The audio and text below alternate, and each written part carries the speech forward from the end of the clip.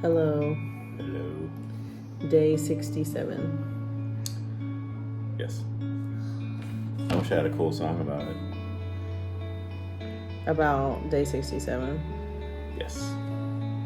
Heinz 57. Oh wait, that's not even right. Well, I'm out.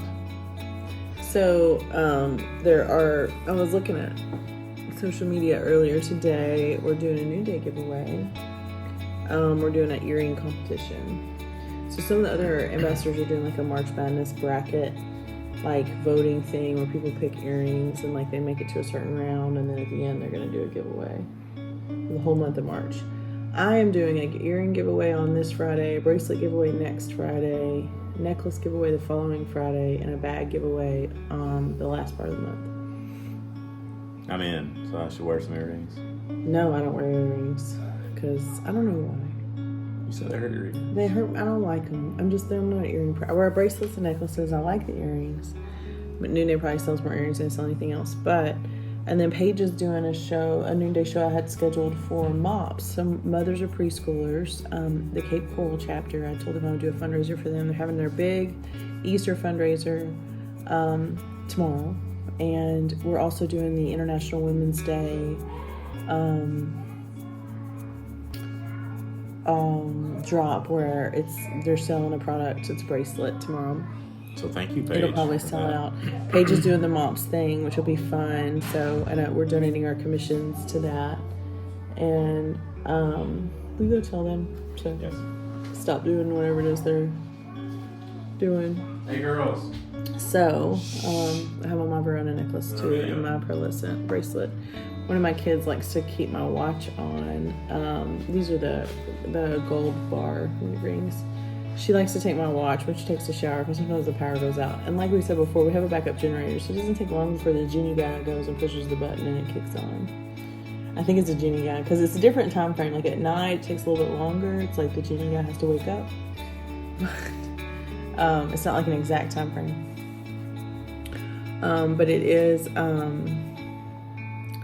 So anyway, she has my watch on upstairs just in case, because that's a little bit of a flashlight if the power goes out while she's taking a shower. Which is happening to her twice now. She's bad luck. Yeah. No, I think it's just because her sisters make her go last because they try to call the shower. So we make the power go out at the right time when she's in the shower. Yeah, it's just it's just certain. It gets late at night. So I don't know when this video will upload because we didn't do it early enough to beat the college kids that are here with all their bandwidth. Silly mission people. Silly mission trips. I did put a review on Google today for the Tropicana. Nice. It was a good one. I put some pictures and everything. Oh, you know what we should have took pictures of our dinner masterpiece tonight. Jeremy did skillet chicken wings. So we should talk about that more tomorrow after we've had a chance to digest and nothing bad's happened. Because we see chickens running around here kind of like you see squirrels in the States. I have a thermometer. I made sure they were proper temp. Well, just because the meat thermometer doesn't mean it's beyond. It did taste quite as gamey as the steak you brought home. That was bad. Cow meat. Yeah, that's probably more for a stew that's going to enjoy the flavors of the soup and the stew. Probably not good for skillet. Yeah. For the open flame. Mm-hmm. So we kind of had a low-key day today. We stayed in, did school, I did laundry. I'll show you guys my laundry line over there. There's just clothes everywhere. We've stepped back in time. And we have to hand wash them. And our kids' clothes were stinkier this time. And I was like, man, I gotta wash that one again. They've just been having fun and playing hard. But it's not just throwing the washing machine. You normally our kids will wear an outfit once and it'll get kind of dirty, but they don't rewear it. But here we're like, let's try to rewear because we have to wash this ourselves and you only have 4 outfits. So they've been doing pretty good. We didn't get any news about our adoption today. We're just as sad about our adoption today as we were yesterday. I'm not going to openly cry on the video today, although I could. I was on social media earlier today, doing my noonday games and kind of getting things lined up for my giveaways this month. And honestly, for the giveaways, I purchased those and give them away. Noonday doesn't give us giveaways to use. I mean, there's some, but sometimes we'll get product credit to use for whatever we want, but it's usually because you sold a bunch of stuff. But I feel like if I just give something away and that I buy, it's like a win for a New Day artisan. So like if I can't have a win, at least somebody can have a win. It's kind of how I feel about it. I emailed a local radio station. Yeah, today. Audrey, my friend Audrey. Hi, Audrey. She always watches our videos. She sent us a screenshot of something that was on the U.S. embassies, but then the email was wrong.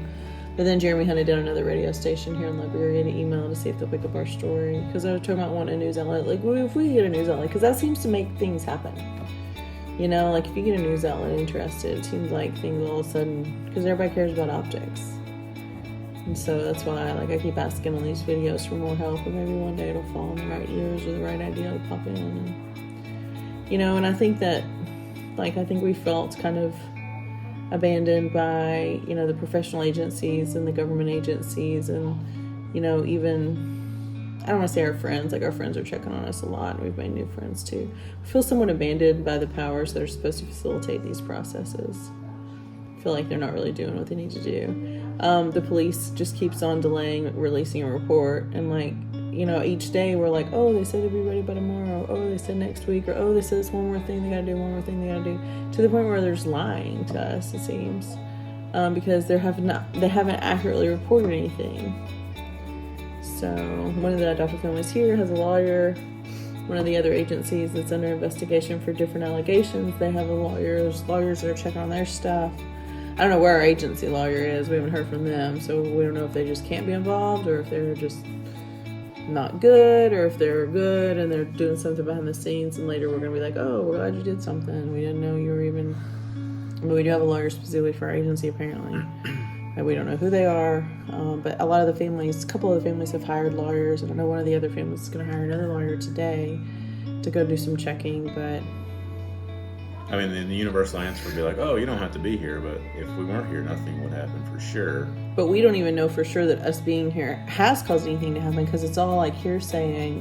This person says, oh, we'll have it tomorrow. This person says, oh, we'll have it March 30th. We have zero actual things that are done. But what we know for sure is our daughter's file is ready for the next step as soon as this police investigation is done. So, that's why we're pushing so hard on the police investigation, because that's holding our kids up, and it's holding 7 families up. 2 families are under use of review, as far as I know, and there are 7 families that combine to be, 16 kids. Subtract out 13 kids spread across 7 families that are in a holding pattern at that orphanage and have been there for, at least 6 of the kids have been there for 15 months. Their paperwork's been ready to sign. It's been in that arena, including ours. I know there's one little boy, his got signed. Now, some of them are signed. So 2 of them are signed and 5 of us are not signed. But the ones that are signed, they won't let them act on that signature yet. So ours, because of the police investigation. No, they say it's a witch hunt. Everybody you talk to, they're like, oh, there's nothing to find there. I'm like, then why we're doing it? Nobody knows. Crickets. So I do feel better after eating some chicken. I feel like I was getting kind of protein deficient. And it's this wave of every 3 hours. So today we haven't had a lot of outside interactions with anyone. We didn't go see the orphanage today. We usually do that on Fridays. We heard from Sam. You hear from your bro Sam all the time. And he was going to ask he did hire a lawyer. He's going to ask his lawyer to do some inquiries. Anna Clark has inquired with all of the government officials and congressional leadership. She can get to listen, and they'll listen, but they still don't. They don't seem to know what to do to bring this under accountability or to push this through. My dog hasn't eaten anything at my friend Devin's house with a name. That's good. I'm sure he's not the most fun to babysit, but it seems to be going okay. I don't think they'll be sad to see him go, but... They'll probably be happier to see us, too, I imagine. It's just a long, process, so... Sam recommended a nice Christian heavy metal band called Demon Hunter I've been listening to today. It's pretty cool. Well, that's good. Random facts. When do you have time to do that? When you were teaching our kids, you listening to some? Well, when I was doing dishes or cooking or doing all that. I did dishes today. Making water. I did dishes. Ooh, I did dishes too. Cooking took you a long time. It took 20 minutes. So we have one frying pan that we brought and the other that was loaned to us by the restaurant, or it was here when we got in here. And we made butter pasta. Davenport's left us some Play-Doh. Thanks for that. I love you guys. I don't love Play-Doh, but Our kids do. I'm gonna let them play with it anyway. Eventually, outside probably. I'm gonna make them do it on the picnic table outside. Cool. They'll get it everywhere. It'll be in their hair. Yeah. So I guess like the big thing is like, so if we're here, I was They thinking left about us this. a tube too. I'm sorry. I was thinking about this today. Who you were talking? If we're like here until like the 30th, and then nothing's happened until then, but it starts happening, is that considered a success? I mean, or is it just a cool part of the process? I mean, the most important reason that we're here is that we wanted to bond with our kids, we wanted to meet them and connect with them, and we wanted them to not feel abandoned by us. And that was within our wheelhouse to do, and we're doing it. And we're going to continue to do that until we get to the next phase. Do I think that our presence here, I think it's more Sam's presence than our presence, but I think there is strength in numbers if Sam's here by himself, but he's like, there's 2 families here, and there's 2 more families coming, and like when you can say that honestly, I think it matters. We have been able to really bond with Nelson and the Hobie organization and those children there, and we've been able to, you know, contribute to theirs. Yeah, I'm Auntie Rachel now apparently. Jeremy's Uncle Jerry. Aunt. Oh, that was an aunt. I thought you were saying I was an aunt now. On my aunt. No, you are an aunt too, though. Yeah, I had to text my niece and her mom and be like, I'm in Africa, and so I'll send you a birthday present. I missed her birthday. I mean, I knew her birthday was coming, but like, I'll have to send you a present when I get back.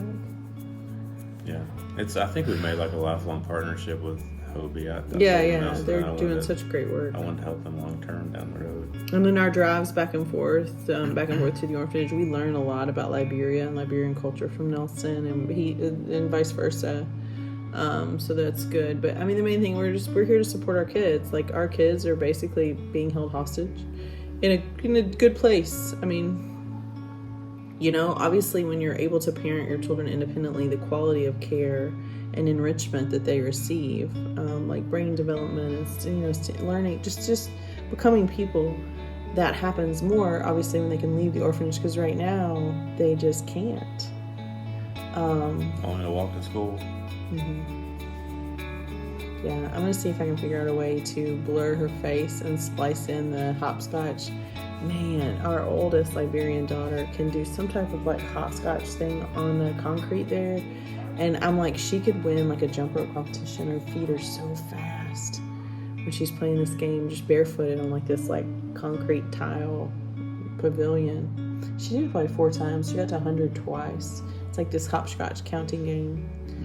She was so proud of herself, and she really laughed at the video. Like, when she watched the video back, she was like, oh, like, it was weird for her to watch herself do it. But she was a lot happier this time. They're transitioning better when we leave. But like, it would be like if you were visiting your kid, like just say your kid was admitted to the hospital, and like you can only see, like, say they're in the ICU and you can only see them for like 2 hours a day. You know, like, that's how it feels. And like, even though they're obviously not in the ICU, I mean, once kids come out of orphan care, like, a lot of things change. They gain weight, they get taller, they start talking more, their emotional development is different. Everything about them is different, because institutionalized care is just not in their best interest long term. And I think that the staff there is doing everything they can to do a great job, and I don't have any issues with them at all. But like, it's this like, you know, I felt like I was failing them as a mom yesterday, but then today I feel like I woke up and I'm like, but at least I'm here, you know, like, at least I'm here. Not to say, I mean, if you can't be here, you can't be here. That's no, I'm not judging that at all. But I feel like my presence here, and when you talk about failures or wins, they sent us a YouTube video after getting Christmas presents from us and said, thank you for the gifts, Mom and Dad. We love you. We hope to see you soon. And that one hope, to fulfill that one hope, I think makes this trip a win no matter what. No matter what it cost us, no matter what happens, no matter if we have to jump into Sierra Leone and come back to Liberia so that we can extend our visa, because technically we're supposed to be here 6 months. Even if we have to get jobs that'll sustain us here, I guess, which we don't really want to do, but I guess we could do. There's certainly work to be done here for Americans, I would assume. But like, I don't think you can say, is it a win? Like, I feel like it's a win no matter what. Hello. Do you need something? Help with the shower. What? Yeah, that's okay. We're out of hot water. Tell her to do her best. She doesn't have to wash hair. Our hot water heater, like, for some reason the reservoir wasn't filling up, but now they came and fixed it. It's filling up now. They flipped something and now it's filling up. The water's still cold. So, yeah. My oldest child, she absolutely hates the shower, so she only turns the water on for, like, she'll turn it on and, like, lather up, and then she'll turn it off and lather up, and then she'll rinse. She doesn't like to just stand there, whereas my middle child will just stand there for, like, 45 minutes in the shower with just water running all over. I think, yeah, you can tell because they have it normally set on, like, volcano, and now it's...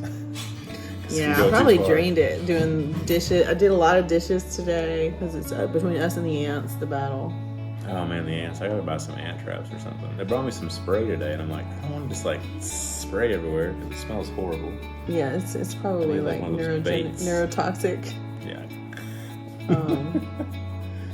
Yeah. So maybe, hey, I may be famous in Liberia when I get on the radio. It's gonna be awesome. So I keep saying this, I was going to read this when I was on social media this morning. A friend of mine, Monica Sotolongo, she posted something and it really made me think. And she was talking about how she's an adoptive mom and she's been a foster mom, or she may still be fostering, I don't know. And she publishes a curriculum for parents and to training parents to be better, basically.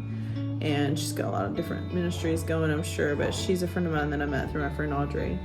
And there were 3 verses that she referenced in her post about that God calls us to the reason that we adopt is because God calls us to do it, and the reason that we survive it or get through it or complete it or do it at all is because He sustains us through that. And that's really true. I mean, there's a lot of challenges, but there's 3 verses, and these are 3 of my favorite verses. And then the 4th is, there's 4 of these really, but the first one is Isaiah 1:17. It says, "Learn to do good, seek justice, help the oppressed, defend the cause of the orphans, and fight for the rights of widows." Learn to do good. Seek justice, help the oppressed, defend the cause of orphans, and fight for the rights of widows. In this verse, it talks about like seeking out justice. Justice is not readily or easily found, we know. And I almost think that justice in the U.S. is a little more like people act more justly in the U.S. just because there's a little higher level of education than here, and then there's a lot to lose. People have stuff to lose.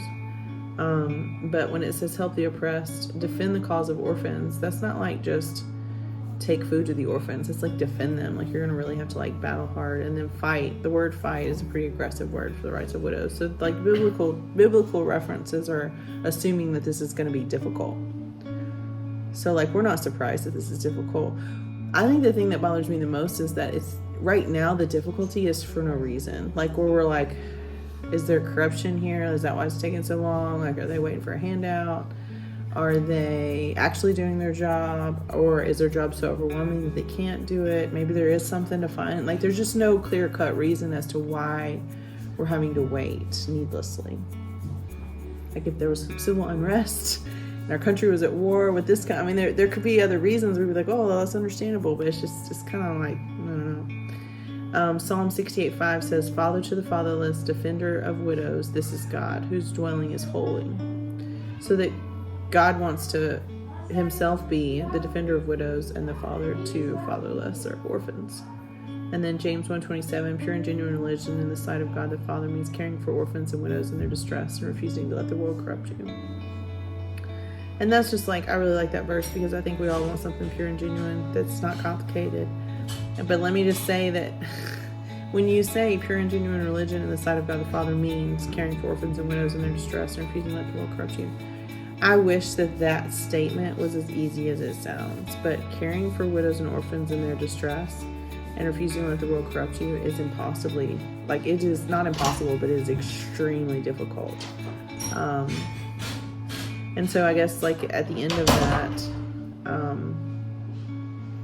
the 4th verse that comes to mind for me, that just, because I feel like in this process, I'm just like, God, what do you want from me? And I just remember being so frustrated, trying to figure out what we should do next.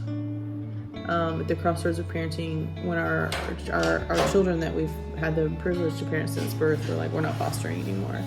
And that's fine. That's fine. Totally fine. But,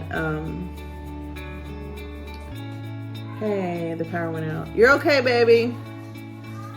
Just stay right there. Daddy's coming. Let's go over. Just stay right there. Yeah, so we knew it would go out. Micah 6:8. Know, O people, the Lord has told you what is good. This is what the Lord requires of you, to do what is right, to love mercy, and to walk humbly with your God. And I really like the NIV translation better. And what does the Lord require of you? And that's the thing, like, I just remember being on my knees and being like, God, what would you have me do? To act justly, to love mercy, and to walk humbly with your God. And that is just not easy.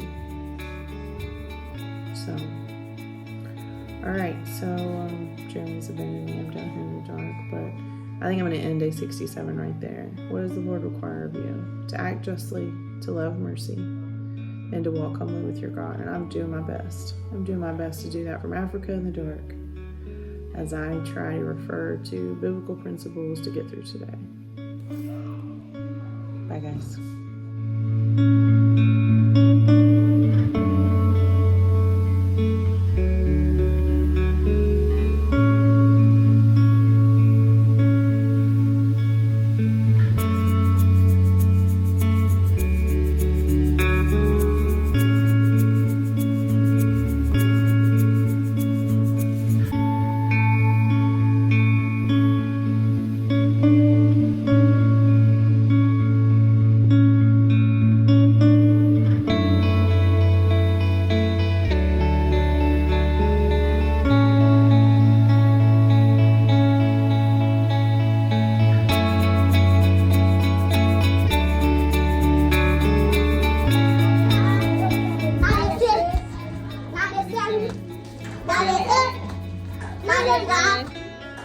Not